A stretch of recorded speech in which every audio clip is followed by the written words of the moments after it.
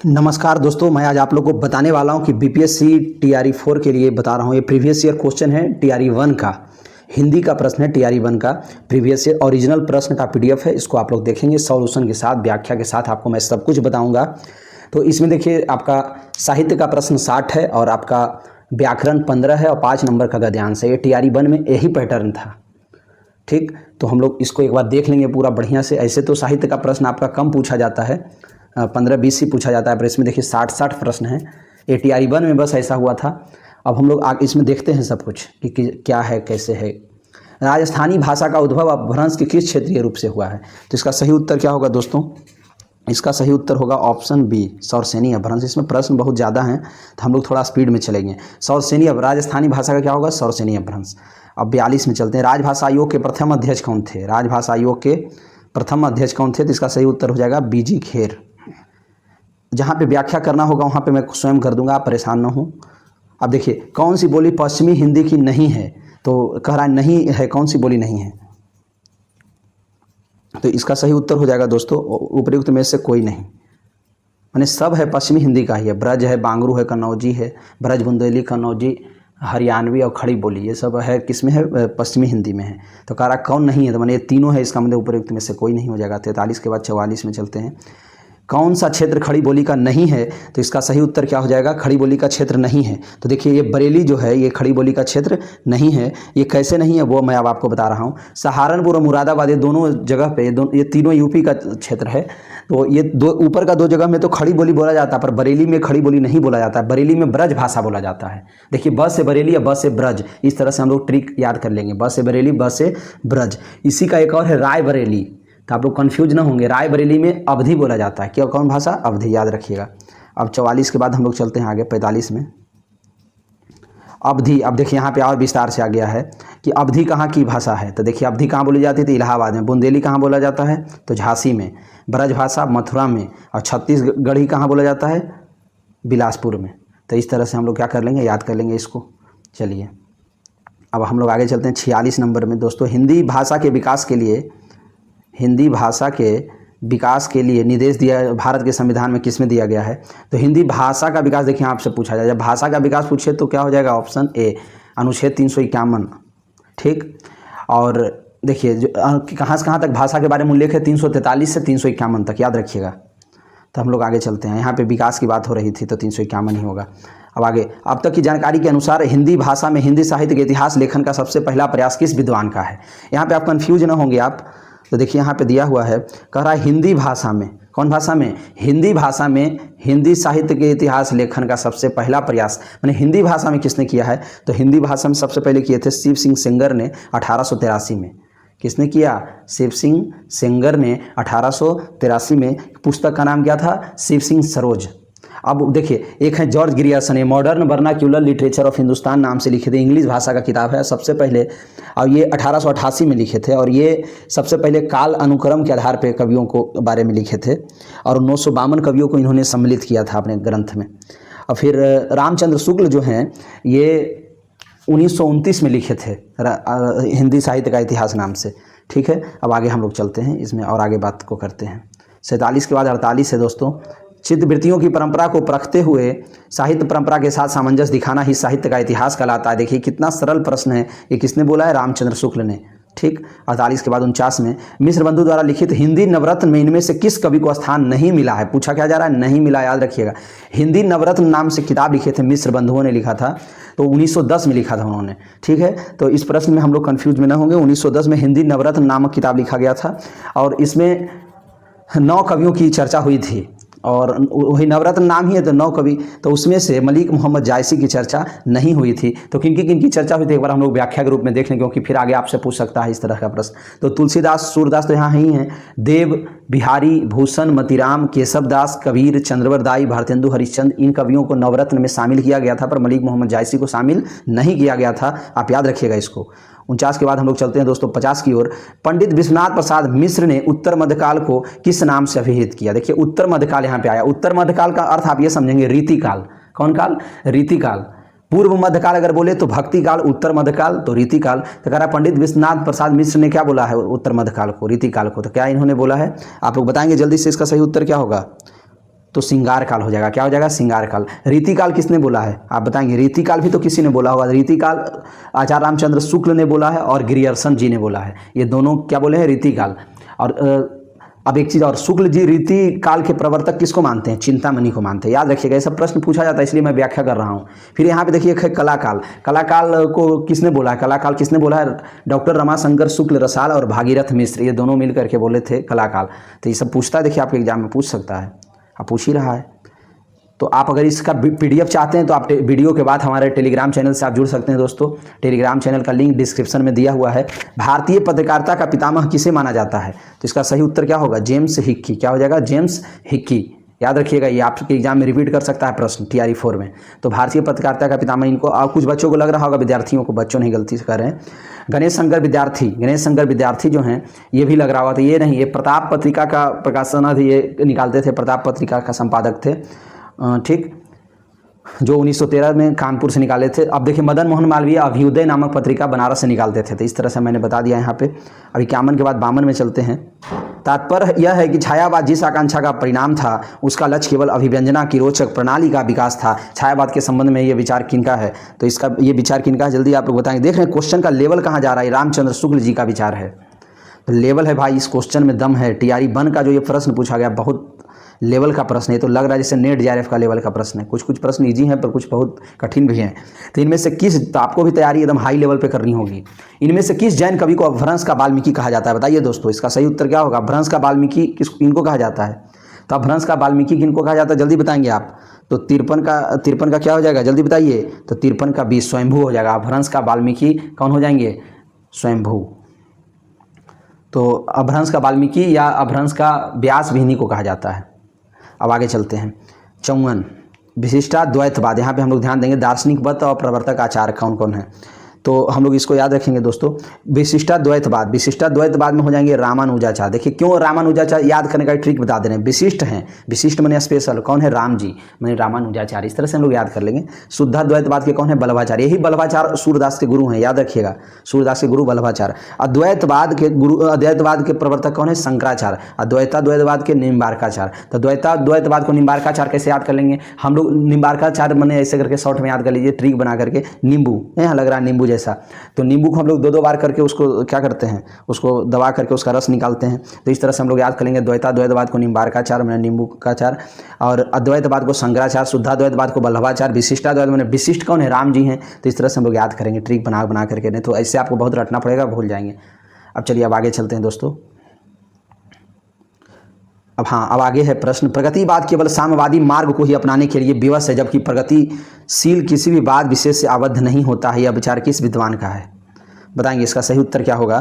तो बताइए जल्दी। तो इसका सही उत्तर होगा दोस्तों गणपति चंद्रगुप्त। यही गणपति चंद्रगुप्त हैं जो लिखे थे हिंदी साहित्य का वैज्ञानिक इतिहास। हिंदी साहित्य का वैज्ञानिक इतिहास इन्होंने लिखा था 1965 ईस्वी में। याद रखिएगा, ये पूछा जाता है, तो इसलिए मैं बता दिया हूँ। 56 लेवल में प्रश्न है, प्रपद्यवाद के अंतर्गत इनमें से किस रचनाकार का नाम सम्मिलित नहीं है?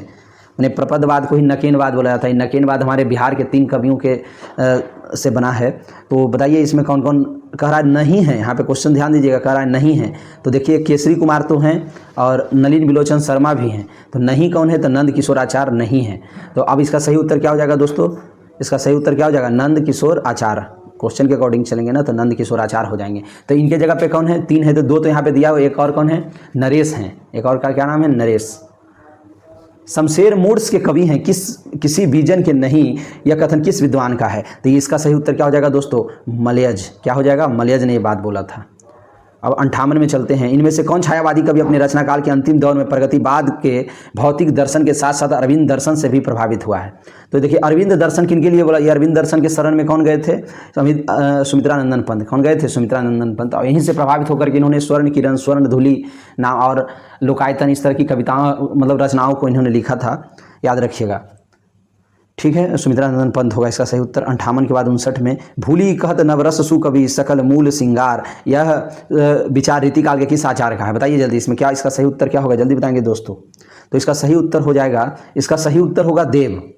इस जो पंक्ति है इसको लिखे थे देव, पर यहाँ पे देव दिया हुआ नहीं है। जब देव नहीं दिया हुआ है तो हम लोग अब क्या करेंगे? तो इसमें उत्तर क्या लगा देंगे? उपयुक्त में से कोई नहीं। देव की रचना है भवानी विलास, वहीं से पंक्ति को लिया गया है। आप लोग इसको याद रखिएगा। देव का जन्म कब हुआ था? 1673 में। देव है रीतिकाल के कवि। याद हो गया ना? इतनी बात आप बार बार ये सब व्याख्या इसलिए कर देता हूँ कि आपको याद हो जाए कुछ एक्स्ट्रा। इन आचार्यों में से अलंकारवादी आचार्य कौन है? बताइएगा इसका सही उत्तर, एकदम तुरंत बताइए। इसका सही उत्तर हो जाएगा केशवदास। देखिए इजी प्रश्न है, तो केशवदास हो जाएगा। पर बहुत सारे लोग चिंतामणि त्रिपाठी को भी मान लेते हैं, नहीं वो रसवादी आचार्य हैं। वो भी अलंकार के बारे में थोड़ा बहुत लिखे हैं, ऐसा नहीं है नहीं लिखे हैं, पर यहाँ पे मुख्य रूप से केशवदास को ही माना जाएगा। ये आयोग ने भी यही उत्तर माना है दोस्तों। ठीक है, अब आगे चलते हैं। 60 के बाद 61 में हम लोग चलेंगे। 61 में देखिए क्या है, स्थापना तर्क। देखिए सब नेट का यही पैटर्न होता है, इसी तरह से नेट में क्वेश्चन पूछा जाता है। नेट की तरह से क्वेश्चन पूछ दिया है। तो पाश्चात्य समीक्षा शास्त्र से परिचित होने के बाद हिंदी आलोचना का स्वरूप बदला है। अब कृति की मूल प्रवृत्तियों एवं शाश्वत तत्वों का विवेचन होने लगा है। अब इसका तर्क दिया गया है। संस्कृत पत्ति पर आधारित आलोचना में केवल शास्त्रीय पक्ष को महत्व मिलता है, कृति के समस्त गुण दोषों का उद्घाटन नहीं हो सकता है। तो इसका उत्तर होगा ये दोनों का दोनों होगा सही। देखिए इसमें क्या होगा, और वह दोनों सही हो जाएगा, मैंने तर्क और ये दोनों इसका सही था, कथन और तर्क। इनमें से कौन मनोवैज्ञानिक उपन्यासकार नहीं है? तो बताइए दोस्तों कौन नहीं है? तो इसका सही उत्तर क्या हो जाएगा, जल्दी बताइए आप लोग। ये तो आप बता ही सकते हैं, ये इजी प्रश्न है। तो इसका सही उत्तर हो जाएगा यशपाल। मनोवैज्ञानिक उपन्यासकार नहीं है। जैनेन्द्र और इलाचंद्र जोशी मनोवैज्ञानिक हैं, पर ये यशपाल नहीं है। अब आगे चलते हैं। प्रेमचंद के किस उपन्यास में विधवा समस्या है? प्रेमचंद के किस उपन्यास में विधवा समस्या है? तो इसका सही उत्तर क्या हो जाएगा, जल्दी बताइए। तो इसका सही उत्तर क्या होगा दोस्तों?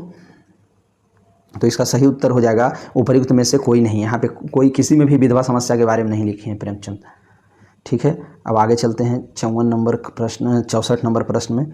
जयशंकर प्रसाद के किस नाटक में तलाक और पुनर्विवाह की समस्या है? बताइए, ये तो आप बता ही सकते हैं। हाँ, 64 नंबर में बताएंगे आप क्या होगा इसका सही उत्तर। ये ध्रुव स्वामी होगा इसका सही उत्तर। ध्रुव स्वामी में तलाक और पुनर्विवाह की समस्या, ये आप याद करते जाइएगा, ये सब आपके एग्जाम में भी पूछ सकता है, रिपीट भी कर सकता है। तो ध्रुव स्वामी इसका सही उत्तर है। ध्रुव स्वामी नाटक है जयशंकर प्रसाद का। ये 1933 में लिखा गया था। चंद्रगुप्त 1931 में लिखा गया था। स्कंदगुप्त 1928 में लिखा गया था। याद रखिएगा ये सब। 64 के बाद 65। आधुनिक काल में गद्य का आविर्भाव सबसे प्रधान घटना, यह कथन किसका है? तो ये कथन दोस्तों आचार्य रामचंद्र शुक्ल का है। याद रखिएगा, बहुत ही इंपॉर्टेंट प्रश्न था ये। कालिदास के शकुंतला नाटक का खड़ी बोली में अनुवाद किसने किया? तो इसका सही उत्तर हो जाएगा राजा लक्ष्मण सिंह। याद रखना है, महत्वपूर्ण प्रश्न ये भी था। मोहन राकेश के किस नाटक में टूटते पारिवारिक मूल्यों का चित्रण है? तो यहाँ पे वो जो चित्रण है टूटते पारिवारिक मूल्यों का, ये है आधे अधूरे उपन्यास में।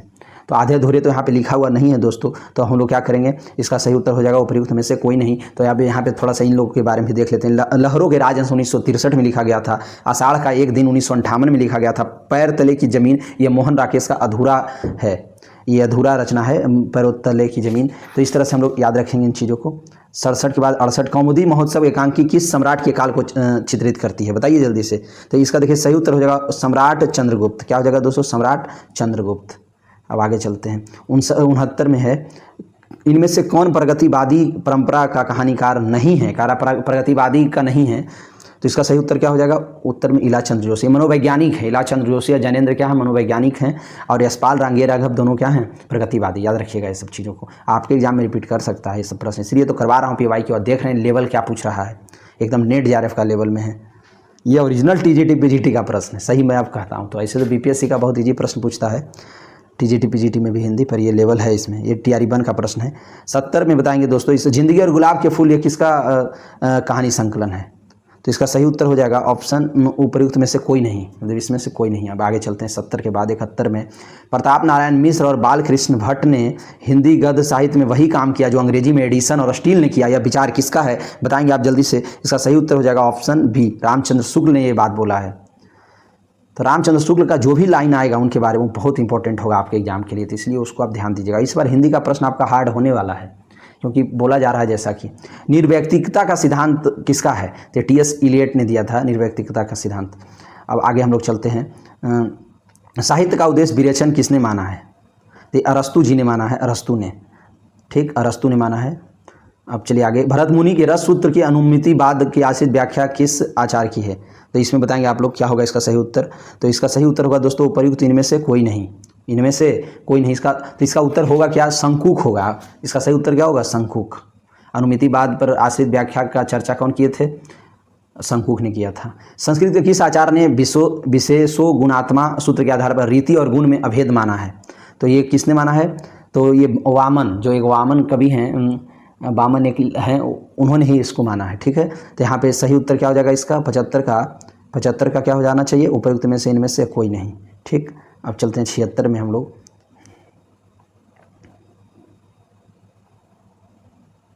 डॉक्टर नामवर सिंह को उनकी किस आलोचना कृति पर साहित्य अकादमी पुरस्कार मिला है, तो आप लोग बताएंगे। तो अभी हम देखिए एक बात बता दी थी, बामन एक कवि हैं, तो नहीं, वो एक तरह का आचार्य हैं बामन।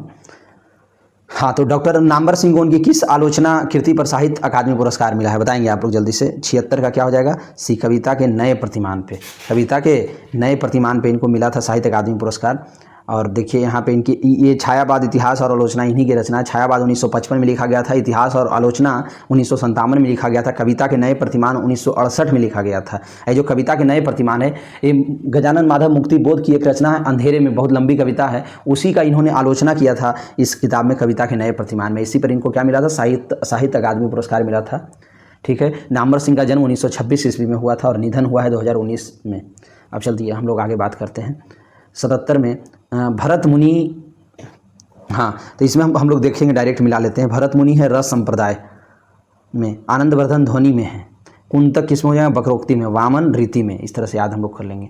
चलिए अब आगे चलते हैं दोस्तों, जल्दी जल्दी देखेंगे क्योंकि 120 प्रश्न हम लोग को टच करना है आज। क्रोचे के अभिव्यंजनावाद को वक्रोक्ति सिद्धांत का विलायती संस्करण किसने कहा है, तब थोड़ा स्पीड हमको बढ़ाना पड़ेगा। तो इसको किसने कहा, यहाँ पे इनमें से कोई नहीं हो जाएगा, क्या हो जाएगा, इनमें से कोई नहीं। ठीक, तो इसको बोला है किसने दोस्तों, तो इसको बोला है रामचंद्र शुक्ल जी ने। चलिए अब आगे चलते हैं। स्त्री विमर्श पर आधारित तब्दीले निगाहें किस लेखिका की कृति है, बताइएगा, इसका सही उत्तर क्या होगा। तो ये मैत्रेयी पुष्पा हो जाएगा। क्या होगा, तब्दील निगाहें किसकी कृति है, ये स्त्री विमर्श पर मैत्रेयी पुष्पा की है। 80 में दलित साहित्य का सौंदर्य शास्त्र नामक कृति के लेखक कौन है, बताइए आप लोग। तो इसका सही उत्तर हो जाएगा ओम प्रकाश वाल्मीकि जी ने लिखा था। 80 के बाद 81 में आदिवासी विमर्श पर आधारित आदिवासियों का संसार नामक पुस्तक के लेखक कौन है, तो इसका उत्तर होगा उपयुक्त में से कोई नहीं। तो इसका सही उत्तर क्या होगा वो मैं बता रहा हूँ आपको। इसका सही उत्तर होगा दोस्तों आशा सुषमा किस्कू, उन्होंने ही इस किताब को लिखा था, आदिवासियों का संसार। देखिए जो किताब है ना आदिवासियों, तो उसको किसने लिखा था, आशा सुषमा किस्कू ने लिखा था। संदेश यहाँ मैं नहीं स्वर्ग का लाया, इस भूतल को ही स्वर्ग बनाने आया। एक पंक्तियों के रचनाकार कौन है, तो इसके रचनाकार यहाँ पे नहीं है दिए हुए। इनका ओरिजिनल रचनाकार कौन है, मैथिली शरण गुप्त हैं, और मैथिली शरण गुप्त यहाँ पे लिखा हुआ नहीं है। मैथिली शरण गुप्त तो क्या हो जाएगा इसका सही उत्तर, उपयुक्त में से कोई नहीं। क्या हो जाएगा दोस्तों, उपयुक्त में से कोई नहीं। ठीक, अब हम लोग आगे चलते हैं। अब मैथिली शरण गुप्त द्विवेदी युग के कवि हैं। मैथिली शरण गुप्त के बारे में आप लोग तो जानते ही होंगे, यशोधरा, पंचवटी, साकेत, ये सब किताबों को उन्होंने ही लिखा है। अब आगे चलते हैं। 82 के बाद 83 रामधारी सिंह दिनकर को उनकी किस कृति पर भारतीय ज्ञानपीठ पुरस्कार प्राप्त हुआ था, तो यहाँ बताएंगे आप लोग जल्दी से। तो किस पे मिला था, उर्वशी पे। उर्वशी पे इनको भारतीय ज्ञानपीठ पुरस्कार मिला था, जो कि उर्वशी 1961 की रचना है इनकी, और ज्ञानपीठ पुरस्कार इनको 72 में मिला था, 1972 में। और देखिए रामधारी सिंह दिनकर को संस्कृति के 4 अध्याय पर इनको साहित्य अकादमी पुरस्कार मिला था। संस्कृति के 4 अध्याय जो हैं ये 1956 की रचना है, इनको साहित्य अकादमी पुरस्कार 3 साल बाद 1959 में मिला था। ये सब चीज़ों को आप याद रखिएगा। दिनकर जी का जन्म 1908 में हुआ था और निधन 1974 में। तो ये सब चीज़ आपके लिए बहुत इंपॉर्टेंट थे, इसलिए मैंने बता दिया। अब आगे चलते हैं। कौन सा रासो ग्रंथ छंदों का अजायब घर कहलाता है, बताइएगा इसमें। पृथ्वीराज रासो, ये शुक्ल जी ने ही इस बात को कहा है। तो अब देखिए 84 का क्या हो जाएगा, बी, पृथ्वीराज रासो। कबीर उलटवासियों के विशेषज्ञ माने जाते हैं। इससे पहले उलटवासियाँ किस साहित्य में प्राप्त होती है, तो इसका सही उत्तर क्या हो जाएगा, सिद्ध साहित्य में। सबसे ऐसे तो कबीर उलटवासियों का प्रयोग करते हैं ना, कबीरदास की उल्टी बानी, भींगे कंबल बरसे पानी, इस तरह से कहा जाता है ना।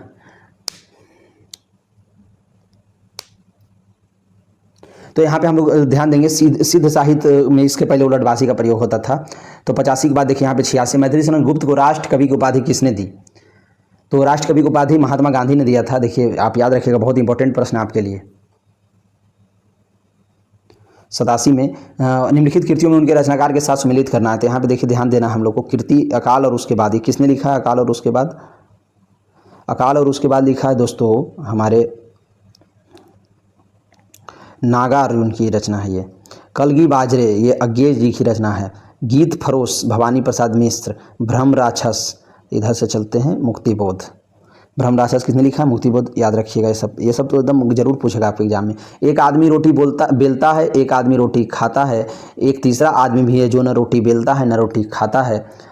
तो 88 में अब देखिएगा यहाँ पे क्या हो जाएगा इसका सही उत्तर, यहाँ पे उपयुक्त में से कोई नहीं होगा। क्या होगा, क्योंकि इसका जो रचना है रोटी और सांसद, इस रचना में इसको लिखा गया है। ठीक है दोस्तों, तो आप लोग इसको याद रखिएगा। ठीक, तो इसीलिए ये आपके एग्जाम में भी पूछ सकता है।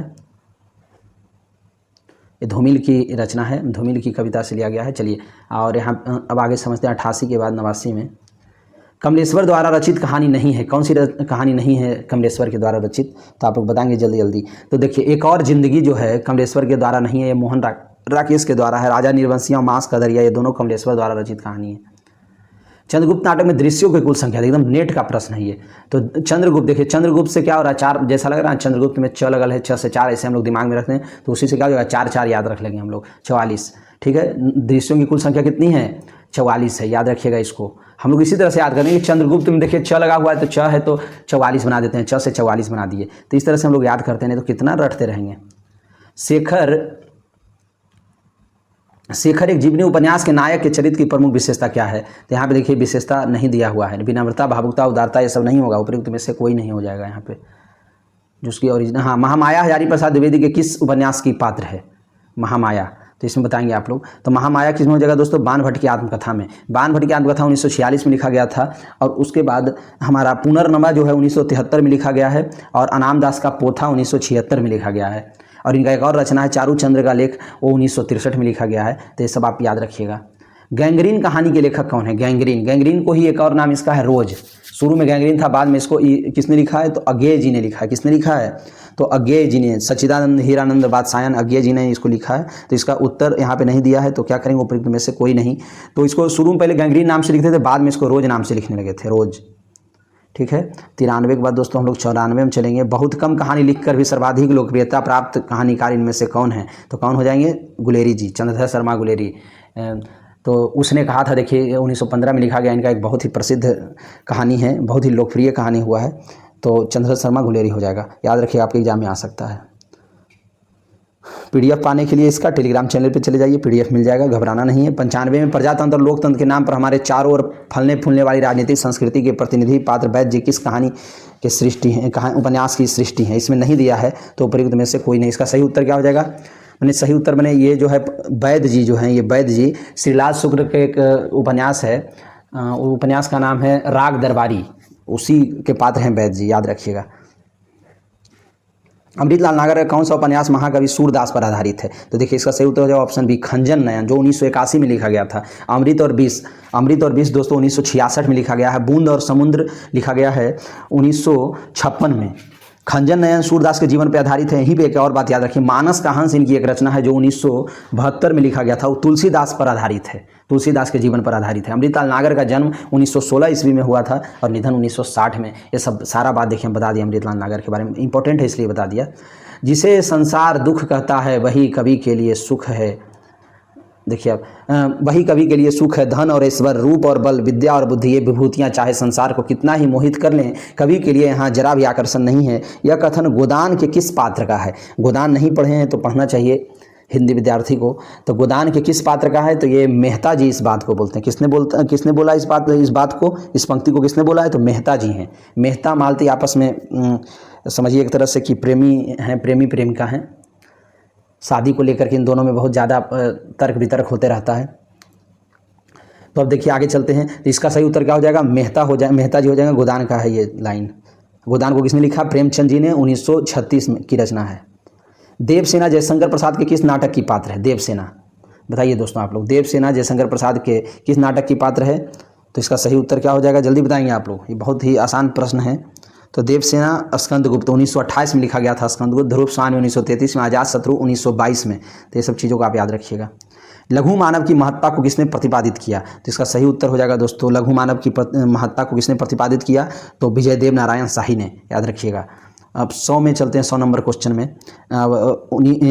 किस लेखक के निबंध, ललित निबंध विधा के, मतलब ललित निबंध के बारे में अगर बात हो तो यहाँ पे देखिए विधा के प्रस्थान बिंदु है, मैंने स्टार्ट कहाँ से हुई है, तो ललित निबंध को स्टार्ट किए थे हजारी प्रसाद द्विवेदी जी ने, ठीक है, याद रखिएगा।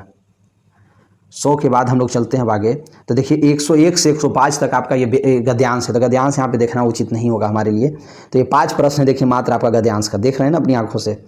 तो हम लोग ये 105 के बाद से देखेंगे। 105 देखिए, 105 तक देखिए गद्यांश है ना, लिखा हुआ गद्यांश का से एक। अब 106 से चलते हैं हम लोग। 106 में देखिए दोस्तों क्या है, आपका व्याकरण है। 15 प्रश्न देखिए इसमें मात्र व्याकरण है, और आपका 60 प्रश्न क्या था, साहित्य था। साहित्य हम लोग देख लिया, व्याकरण देखेंगे 15 प्रश्न, और 5 प्रश्न आपका मात्र गद्यांश का था। तो गुणवाचक विशेषण नहीं है कह रहा है, तो कौन नहीं है, तो गुणवाचक विशेषण को पहचानने के लिए मैं आपको बता देता हूं, कैसा लगा करके आप क्वेश्चन कर दीजिएगा। कैसा कैसे सब, कैसा कैसी कैसे करके लगा दीजिए ना, कैसा करके, तो उत्तर आ जाएगा गुणवाचक का। जैसे पतला, वह कैसा है, तो पतला है, तो ये तो देखिए हो गया। और घना, वह कैसा है, ये छत कैसा है, तो घना है। पर अगर बोला जाए चौगुना, चौगुना उत्तर कैसा का नहीं हो सकता है, क्योंकि चौगुना कितना का उत्तर होगा। बात समझे हमारा, इसकी आकृति उस सामान के 4 गुना है, 4 गुना है, तो कितना है, तो 4 गुना या चौगुना, तो कितना का उत्तर दे रहा है, चौगुना। गुणवाचक का विशेषण क्या हम अभी बताया, विशेषण का बताया था आप लोग को मैं, 4 भेद होता है विशेषण का। विशेषण क्योंकि 4 अक्षर से मिलकर के बनाया, तो इसका 4 भेद याद रखिएगा। तो अब हम लोग इसको, तो पहला होता है गुणवाचक। तो गुणवाचक का क्या ट्रिक पहचानने का है, कैसा लगा देंगे आप, कैसा लगा करके प्रश्न कीजिए। जैसे राजू मोटा लड़का है, तो राजू कैसा लड़का है, तो मोटा है। अगर हम बोल दे सोहन पतला है, तो सोहन कैसा है, तो कैसा का उत्तर आ गया यहाँ पे देखिए, पतला। अब अगर हम बोलें कि घना है, यह क्षेत्र घना है, अगर हम बोलते हैं तो कैसा है, तो घना है, तो ये दोनों तो कैसा का उत्तर घना और पतला आ गया। पर चौगुना कितना का उत्तर आएगा, और जब कितना हो जाएगा तो वो संख्यावाचक या परिमाणवाचक विशेषण का उदाहरण है, गुणवाचक विशेषण का उदाहरण नहीं है। परिमाणवाचक और गुणवाचक, परिमाणवाचक विशेषण और ये संख्यावाचक विशेषण में कितना लगाना पड़ता है, तब जाकर के उत्तर क्या आता है, परिमाणवाचक या संख्यावाचक का। पर गुणवाचक को पता करने के लिए कैसा लगाते हैं हम लोग, ठीक है, बता दिए, बहुत विशेष कर दिए। एक आंख से देखना, मुहावरे का अर्थ क्या है, एक आंख से देखना, तो मैंने बराबर देखना, क्या बराबर मानना किसी चीज को।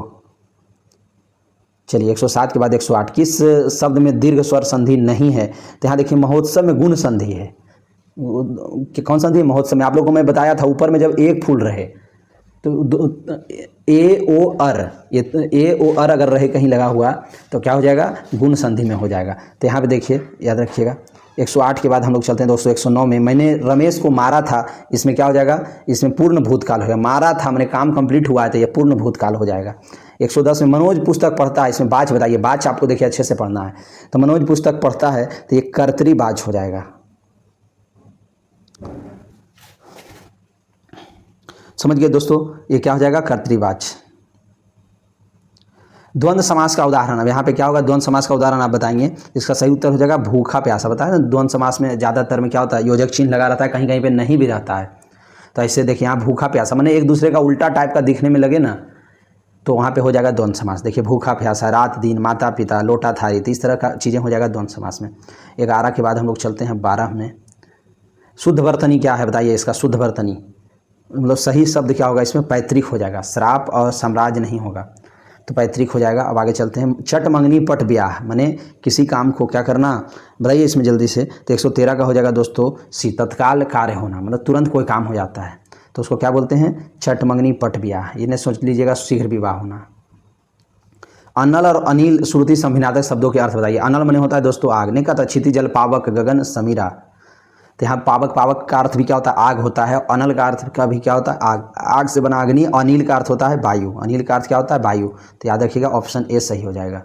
अब देखिए 114 के बाद हम लोग चलते हैं 115 में। बाग जाल का संधि विच्छेद क्या होगा, बाग जाल का, ये देखिए ये व्यंजन संधि का उदाहरण है, तो ये बाक जाल हो जाएगा, बाक जाल, ठीक। 116 में चलेंगे, अप्रत्यय से युक्त शब्द नहीं है, कौन सा नहीं बना अ से, तो ये कुलीन। देखिए प्रत्यय अगर बोले तो प्रत्यय उपसर्ग में विद्यार्थी बहुत कंफ्यूज में रहते हैं। तो प से प्रत्यय, प से पीछे, माने जो पीछे लगता है उसको हम लोग प्रत्यय बोलते हैं। हम अपने विद्यार्थियों को इसी तरीके से पढ़ाते हैं, तो आपको भी बता दिए हैं। आप हमारे विद्यार्थी तो है नहीं, आप हमारे सहपाठी हैं, दोस्त हैं। तो प्रत्यय, प्रत्यय माने प से प्रत्यय, प से पीछे, तो प्रत्यय हमेशा पीछे लगेगा। तो पीछे लगता है तो देखिए अ किसके पीछे में लग रहा है, देखिए मौन में अ लगा ले, शैव में अ लगा हुआ, पर कुलीन में इन प्रत्यय है, ठीक है। तो इसका सही उत्तर सी हो जाएगा। तो 16 हो गया दोस्तों। अब 17 में अशुद्ध वाक्य क्या है बताइए। अब अशुद्ध वाक्य, तो अशुद्ध वाक्य इसमें क्या हो जाएगा, बी। अशुद्ध माने गलत वाक्य, देखिए ये पिछले क्वेश्चन में भी आया था, TRE 2 में भी। काल और समय, देखिए काल और समय दोनों जब एक साथ आ गया तो इसका मैंने गलत हो गया, ठीक। तो अब चलिए 117 के बाद दोस्तों 118 में हम लोग चलते हैं। अस्पताल में मृत्यु हो जाने के बाद जब डॉक्टर इलाज के लिए आया, लोगों ने कहा कि, लोगों ने क्या कहा बताइए, उसका उत्तर हो जाएगा ये, का वर्षा जब कृषि सुखाने, इसका अर्थ ये होगा। लोकोक्ति है एक प्रकार का, लोकोक्ति मुहावरा आप लोग याद रखिएगा, इससे प्रश्न आते हैं। दिवगु समास का प्रयोग किस में हुआ? दिवगु मैंने जिसमें संख्या का बोध कराए, और संख्या भी कैसा हो, मिलने के अर्थ में हो, तो क्या हो जाएगा बताइए? दिवगु समास का उदाहरण क्या हो जाएगा? तो देखिए यहाँ पे चौराहा दिया हुआ है, इसका मैंने यही हो जाएगा चौराहा। चार राहों का समूह, मिलन हो रहा है ना चार राहों का, तो उसको चौराहा कहते हैं। तो देखिए बता दिया हूँ 1900। अब देखिए 120 लास्ट प्रश्न है आपका, किस वाक्य में प्रेरणार्थक क्रिया का प्रयोग हुआ है? तो किस में हुआ है? इसका सही उत्तर हो जाएगा दोस्तों, पिता पुत्र से पत्र लिखवाता है। देखिए कोई काम किसी से जब करवाया जाता है उसमें प्रेरणार्थक क्रिया होता है। कौन सा क्रिया होता है? प्रेरणार्थक क्रिया। जैसे कि मैंने 2 बाल्टी पानी अपने भाई से भरवाया, मैं अपने भाई से पानी भरवाया, तो भरवाया मैंने खुद काम नहीं किया, किसी दूसरे से करवा रहे हैं, तो उसमें क्या हो जाएगा? प्रेरणार्थक क्रिया हो जाता है। ठीक है। सोहन शिक्षक से मोहन को पिटवाया, तो खुद नहीं पिटाया, पिटवाया। तो इस तरह का जब बातें हो ना, पिटवाया, लिखवाया, करवाया, जब काम दूसरा से करवाया जा रहा है तो वहाँ प्रेरणार्थक क्रिया हो जाता है। देखिए 2-3 हम ऑप्शन उदाहरण दे करके आपको हम समझा दिए दोस्तों। तो जय हिंद जय भारत दोस्तों। आप मेरे वीडियो को लाइक कर दीजिए, चैनल को सब्सक्राइब कर दीजिए। ओके, जय हिंद जय भारत।